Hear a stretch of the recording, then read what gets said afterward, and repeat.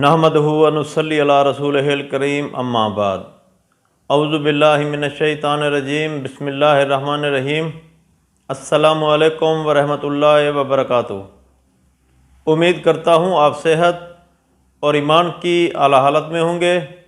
اللہ تبارک و تعالیٰ آپ کو اور آپ کے اہل خانہ کو ہمیشہ ہنستا مسکراتا رکھے۔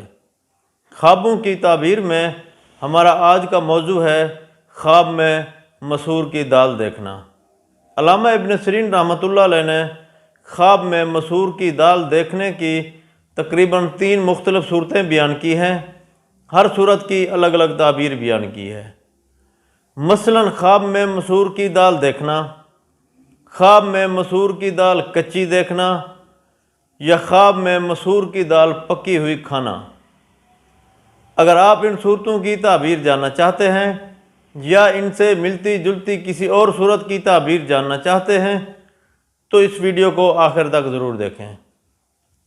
اور اگر آپ نے ابھی تک ہمارے یوٹیوب چینل خواب کی حقیقت کو سبسکرائب نہیں کیا تو پہلے سبسکرائب کر لیں تاکہ ہماری اگلی آنے والی ویڈیو آپ تک پہنچ سکے۔